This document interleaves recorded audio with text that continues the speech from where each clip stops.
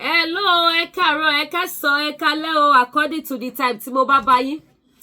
Èmi ọmọ yín olólùfẹ́ yín Lady K Ìfẹ́olúwaṣọ, the baby of Yorùbá nation. Mo ṣe salamu alaikum o, aṣàkú bó ṣe ń lọ. Agún bó ṣe ń lọ ní Nàìjíríà.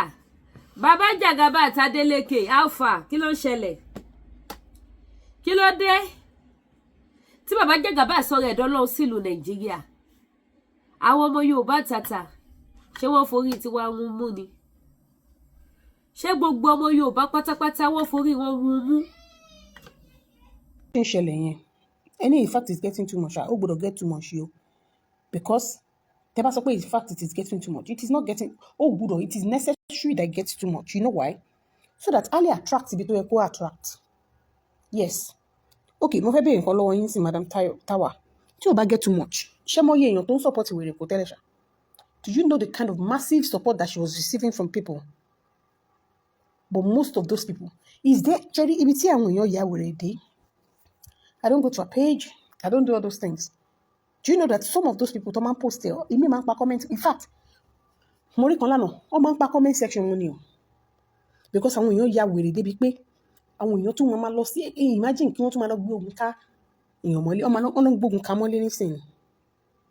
I'm telling you, ilé ọ̀gẹ́rẹ́ bíi trick gbogbo wọn. Wọ́n lọ ń gbé ogun yẹn wọn ò tiẹ̀. Ẹ mọ̀ pé tẹ́lẹ̀tẹ́lẹ̀ wọn máa tẹ̀ ló ṣépè. Like now, it's like all of them have realized that there's really nothing tó ń ṣẹlẹ̀. Gbogbo òṣì tó ń ṣe yẹn ó kàn pé èpè ò kúrò níbi tó wà. Ṣé pé ò já ni? Ẹ jẹ́ ká sọ̀rọ̀ síbi tó rọ̀ wá. Gbogbo àwọn tó ń bá jà lórí social media. Ṣé rí ẹ̀yin haters tẹ wà ní orí ìkànnì lálẹ́.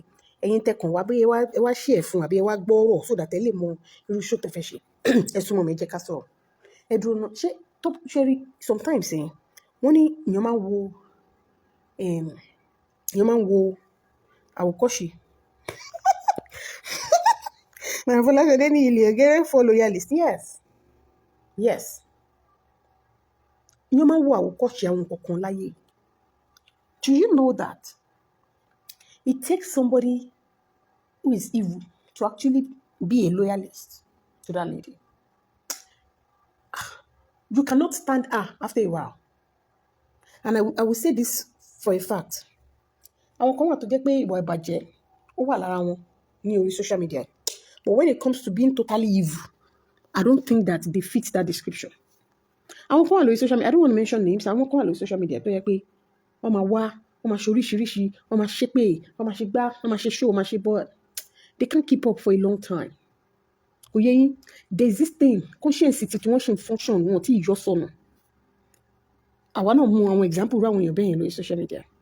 But for her to constantly be fighting a war tí ò lè win, I don't get it.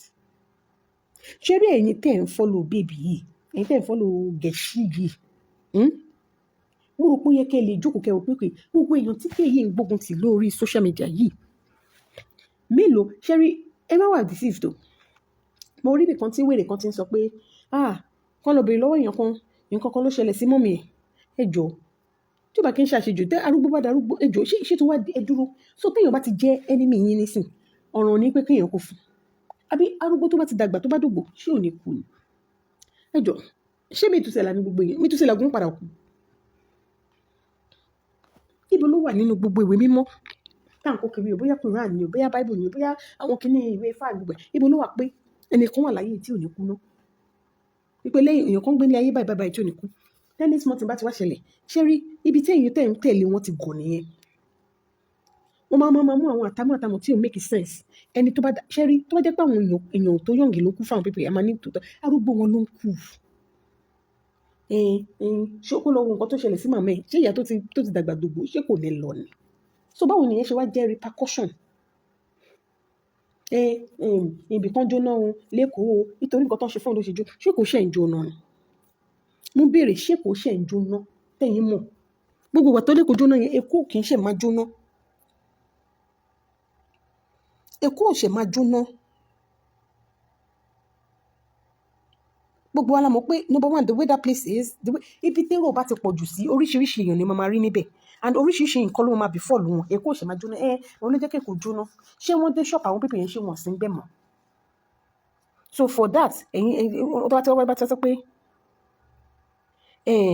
kíní kan nǹkan táwọn ṣe ló jẹ́ kí ojú wọn rí èkó ṣé èkó ṣẹ̀ ń jóná eléṣẹ̀ ń wọlé kò ní ṣé eléṣẹ̀ ń wọlé kò ní ẹ súnmọ́ mi mò ń bèrè lọ́wọ́ ẹ̀yin haters yìí pé láti ijọ́ tí wèrè yìí ti ń jà ṣé rí àwọn ọpọlọ kan wà I think there's something wrong with ẹ̀yin tẹ́ ń follow ẹ̀ I think ó dẹ̀ pé bóyá ijọ́ tẹ́ bá ti decide nínú ọkàn yín for any reason láti follow Gẹ̀ṣí yìí ó dẹ̀ pé nǹkan kan máa ń sọnù láyé yín ṣé rí tẹ́ bá wà wò dáadáa tẹ́ bá lọ wo inú Bible ní ìgbà tí ọba Pharaoh yẹn tí Ọlọ́run fẹ́ destroy ẹ̀ nígbà tí ó gbọ́rọ̀ a gbọ́ pé ọkùnrin ọmọ ilé ó yẹ pé the same technique àbí the same thing ló ń ṣẹlẹ̀ sí ẹ̀yin tẹ́ bá ti lè rò pé oh okay mo fẹ́ fi ṣe gang fighting she's fighting my enemy jẹ́ kí n join ẹ̀ even though irọ́ ló ń pa ò but mama aid and abẹ́tẹ̀ something máa ń sọnù láyé yín mo wá nígbàgbọ́ pé èyí tó bóyá àwọn family ẹ̀ máa ń pray àbí èyí tó bá jẹ́ pé bóyá ó ti lóore kan tó ti ṣe fún nǹkan rí lọ́lọ́ máa ń gbà ìlà nínú yín ló lè máa ń kó yọ because mi ò rí kankan nínú yín tó ever jump on her case láti support ẹ̀ tí kò gé ìka àbámọ̀ jẹ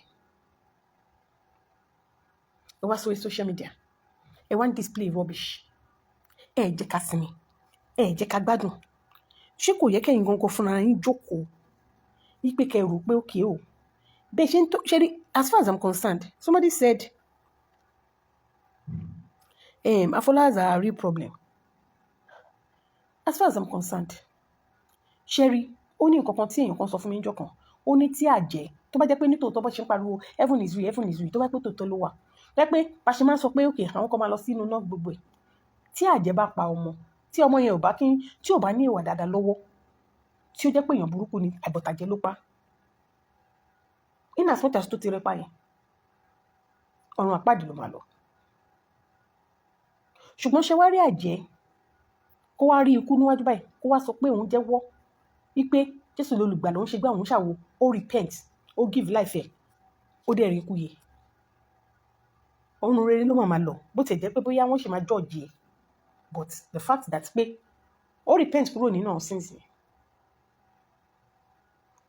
ẹni tó so kí ni mo ń try láti sọ tí wọ́n bá ń tì ẹ́ má ti ra ẹ̀ ọmọ yìí má para ẹ̀ sọ pé pọ̀ má para ẹ̀ ọmọdé yìí má para ẹ̀ mo lè fò bẹ́ẹ̀ ni mo lè fò etí yòó nílé fò wà wájú gbogbo wọn lọ sọ nǹkan nù lọ́mọ lára èyí tó jẹ́ pé bóyá olóǹkan wo nǹkan kan mọ́ lára òun ló lè bọ́ nínú wọn now wèrè yìí ẹ wọ another dimension ó lóun fẹ́ wá jà ó ti máa ń wá tẹ́lẹ̀ o ṣe rí idó mi sọ pé ọlọ́run ó dẹ̀ fún olórí òun èdè fẹ́ ṣípò lálẹ́ yìí àwòsù as in tó bá kí n ṣe pé olórí burúkú ló pọ̀ jù nínú ẹ̀yin followers yẹn now wèrè yìí ti wà lórí social media tẹ́lẹ̀ o kó ṣe má já o ọ̀tọ̀ ni jàǹtí ọ̀tọ̀ ni jà wọ́n ní kó ń ṣíkùn sókè òun ti bímọ rí ọ̀tọ̀ ni jà pé òun lọ́mọ òun dàgbà ọ̀tọ̀ ni jà pé àwọn kan wọ́n lọ sọ fún ọba Saudi pé òun bọ̀ òun gbé nǹkan bọ̀ at the end of the day tẹ́ bá lọ check gbogbo story yẹn all na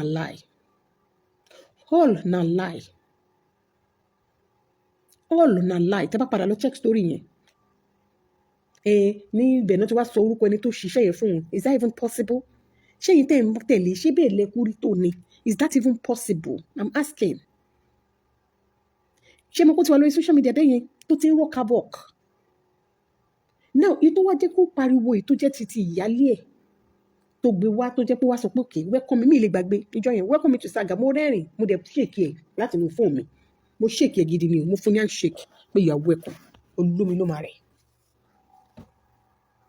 welcome me to Saga tó sọ wọ́n welcome mi sí wọ́n pè nǹkan ní Saga wọ́n ní kọ́ welcome mi sínú ẹ̀ ibi táwọn kan wá tó fẹ́ sá jáde àwọn ibì kan tó jẹ́ pé àwọn kan ti lose ọmọ lórí ẹ̀ ìwọ sọ pé kọ́ welcome mi síbẹ̀ mi wá understand bí èèyàn ṣe máa wọnú inú odò tó á ti wá pígbé òtútù gbogbo alamọ̀ pé naturally odò máa ń tutù except for èyí tó bá ní natural kí náà korúkọ ẹ̀ oníkọ́ welcome mi sí Saga wọ́n welcome mi wọ́n ló tún pariwo pọ́n set ẹ̀ báwo ẹjọ́ wọ́n Saga bí a gẹ́ yóò mọ̀ the description àti definition Saga bí a kẹ́ bá mi sọ fún wọ́n pè nǹkan fracas wọ́n sọ pé kọ́ welcome mi sínú ẹ̀ iṣu ọ̀tá yọ̀yàn ní pepper scatter yam pepper scatter oníkọ́ welcome mi tọ́ bá pè nǹkan ní fracas ó ti ẹ̀ gbọ́ bó ṣe sound létí gan ni ó pọ̀ létí bàjẹ́ ó wá dé wá bẹ̀rẹ̀ sí í kígbe wọ́n fẹ́ ṣe gbá ni o wọ́n fẹ́ ṣàwo ni o wọ́n fẹ́ ṣe kíná porúkọ ẹ̀ ẹ̀yin tẹ́ ń fọ́lù ibi tó yẹ kẹ́ ti kọ́kọ́ wá wò ni pé nígbà tó wá ní kán wẹ́kọ̀mù ó ní fámìlì òun lòún fẹ́ wá já sí ó ní ẹ pẹ́pẹ́ sí o ọkọ òun wọ́n fẹ́ mú wálẹ̀ ni ẹ pẹ́pẹ́ sí o wọ́n porúkọ òun sí ni o pẹ́pẹ́ sí o wọ́n ṣe kíná porúkọ ẹ jẹ́ ká pe ìpàdé tó ní ìrònú ẹ jẹ́ ká bẹ̀rẹ̀ sí ní dissect reason tó lóun join ó lóun join torí ọkọ òun number 1 ó ní because òun ní legal wife ẹ jọ mo kàn fẹ́ béèrè ni ṣáwọn ọmọ tó wà níwájú yẹn ṣé wọn illegal children ni wọn ni if you are the legal wife ṣáwọn ọmọ tó wà níwájú yẹn are they illegal ó lóun kọ́ lóun ó ní ṣẹ́rí but maybe we should just go let's go to the beginning because mo mọ̀ pé ìwèrè kan wà lórí ìkànnì yìí ò tẹ̀ ń gbọ́ mi bóyá o máa yé yín ó sọ pé family òun náà wá já fún àbí kí dẹ̀ ni àwọn orin tó wá kọ a máa mú àwọn orin yẹn lẹ́yọ kọ̀ọ̀kan the first one kó kọ́kọ́ kọ ni pé ìyálé ọkọ òun fẹ́ disgrace ọkọ òun wípé ó mú ẹjọ́ ẹ̀ wá sórí social media ó fẹ́ dójú ti òun ó dẹ̀ fẹ́ dójú ti ọkọ òun number 1 question tó yẹ kẹ́ kọ́kọ́ béèrè lọ́wọ́ ọmọbìnrin ni pé ìwọ tó lọ fẹ́ èèyàn tó ní ìyàwó 3 ṣó yẹ kó máa sọ̀rọ̀ ìdójútì ẹjọ́ irú ọkùnrin yẹn ṣé number 1 ẹni tó ti ní ìyàwó 3 rí tí gbogbo ìyàwó 3 yẹn dẹ̀ ṣe abiyamọ fún ṣé irú ọkùnrin yẹn lójútì kó tó wá di pé ó máa padà píìchì tẹ́ǹtì ẹ̀ pẹ̀lú ìwọ tó popular àwọn tó popular gan àwọn èèyàn máa ń dìgì wọn á ń bèlè tà sí ìwọ tó popular at that time ẹjọ́ ṣó yẹ kó máa sọ̀rọ̀ ojútì níbẹ̀ ẹnu lé ní ó ní ìyàwó ẹ wá ìyàwó ọkọ ẹ wá ó fẹ́ wá sọ̀rọ̀ ìdójútì ẹjọ́ ṣé news ni fún anybody tó ń gbọ́ mi ní alẹ́ yìí wípé ọkọ ẹ̀ kó lọ sílé ẹ̀ ṣebí that is the same house tó máa ń post kó tó di pé òun àti bọ̀bọ́ yẹn máa rí a dẹ̀ rí wípé ilé yẹn ni wọ́n ti ṣe engagement a rí pé ilé yẹn ni wọ́n ti ṣe court marriage ọdún inú basketball court wọn ni in the same place a dẹ̀ tún wá rí pé everything that you were posting on social media afterwards that guy was practically living in that house so my question to you is where is the ojuti for the man to what protect in the first place I say it that you will come online and say people are not intelligent and wise but ìwọ gangan ló gọ̀jù láyé ìwọ gangan ló gọ̀jù láyé ìwọ ló fẹ́ wá protect image ọkọ tó jẹ́ pé òun post ipe inú ilé tó the same bed that you were sleeping as a single lady ni the guy ló kó wá sí orí ẹ̀ I don't get it even if your co-wife did not come online to say anything ọ̀rọ̀ ti sọ̀rọ̀ ẹ̀. So you coming on social media to come and say, mo fẹ́ wá protect ọkọ mi ni. Where is the protection there? You really want to protect that guy genuinely? You would have rented that house out and use the money to rent another place. Or better still, ṣebolowo ló pe rẹ̀. You can build a mini place. Kí wàá ti ẹ̀ máa jọ gbé. Ó jẹ́ kò ní sí issue pé bóyá wọ́n ti mọ̀ mú ẹ tẹ́lẹ̀. Gbogbo wa la mọ̀ sí pé ilé Fọlá àmọ́ bó ṣe jẹ́ bọ́kùnrin bá kó wá níbẹ̀ kò sí irú story tọkùnrin yẹn lè sọ fún wa táwọn ò ní mọ̀ pé yes ó kó wá sílé obìnrin ni I'm just giving you that instance. You will come on social media and come and say the guy is rich. Please, can somebody give me a rich guy? Tó wà ìwé ó di pẹ̀lú bó ṣe bá wọn African men wá bó ṣe máa ń ṣe akọ olórí burúkú tó yìí. African men can be very petty when it comes to people come raise the shoulder and hope pé yes mo tó tán. African men want to be respected because they want to see as somebody that is delivering. Even ètò jẹ́ pé even ọkọ ẹ̀ bó ṣe jẹ́ pé ó ń sọ̀kan yìí tó he wants to be seen as somebody who is delivering. Ó rí bó ṣe máa ń sáré náwó ní pátí ni. There are a lot of things don't give ọkọ ẹ̀ away. Ọ̀tọ̀lẹ́ni tó ṣiṣẹ́ owó ọ̀tọ̀lẹ́ni tó ná báwo ni o ṣe ní yá ẹni tó ná lára nígbà tí wọ́n bá ṣe mú bọ́ndù tó ṣe ń wá bó ṣe máa fi èékánná tó lè rí èékánná àṣà tó máa fi gé bọ́ndù á ti fa pépà rọ lára ẹ̀ á tún bá bùlù ó ṣe rí nìyẹn náà kò dẹ̀ sí nǹkan tó kàn wá tó ráwà kọ́ lábẹ́ ṣiṣẹ́ owó ẹ̀ wá láti ẹnìyẹn. Now you said àwọn èèyàn fẹnu àtẹ because ìyàwó in the first place the fact that you are posting that guy I am telling you post him in your house ájókòó á jẹun ákàwọn ọ̀rẹ́ wá it is enough dragging for the guy. So if you now say ìyálé gbé wá ìyálé kan wà buttress nǹkan táwọn èèyàn rí ni because that was your own grouse pé wá sórí social media. Lórí show tó ṣe recently ó confirm pé ẹni sọ pé ọkọ sá lọ nìyí ó confirm pé just 8 months péré 8 months fún ẹni tó ní ọmọ oṣù 3 lọ́wọ́ tí ọkọ fi disappear ọkọ sọ pé òun fẹ́ wá nǹkan tó àwọn máa jẹ lọ nǹkan tó dẹ̀ máa jẹ́ pàdé ẹ̀ lọ́nà because that guy is nothing without you so tell me why he will not even support you somebody that is nobody. without you. Tell me the reason why he will not support you. Àgbà tí ò ń ṣe pé kí lè fẹ́ gbé. Tell me the reason why that guy will not support you. Àgbà tí ò ń ṣe pé ayé fẹ́ bá mi ṣe. Tó bá ní kó ṣe fídíò every hour in a day, á ṣe wọn bí dá. Á ṣe mọ̀nà kàí wọn tí bí dá wọn tí bí good mọ́ fàdẹ̀ kó má ṣe. You post the guy in your house. You post everything about him in the same house. That same house that you were posting when you were single. O dẹ̀ ní ìwọ wá sórí social media láti bò láṣìírí. Tó bá fẹ́ bò láṣìírí, you will not be posting that guy in your house. Somebody who cannot afford to rent a befitting house for ìwọ. You said you went abroad, gave birth, and the guy gave you a push gift that we all know that is not your own. Somebody who cannot afford to rent a house. Tó jẹ́ pé ó kó wálé, ìyàwó yẹn tún bímọ, ó tún dé láti America, ilé ẹ̀ náà ló tún wá, ilé ẹ̀ náà tún jọ ń gbé, ó wá ṣe pàrànà fún ẹ, ó wá ra mọ́tò fún ẹ. Everything that you did, you gave yourself up. And let me tell you something today. Wèrèkó, tó bá wà lórí ìkànnì, you are the one that set your husband up for dragging, not the wives that you have been talking about.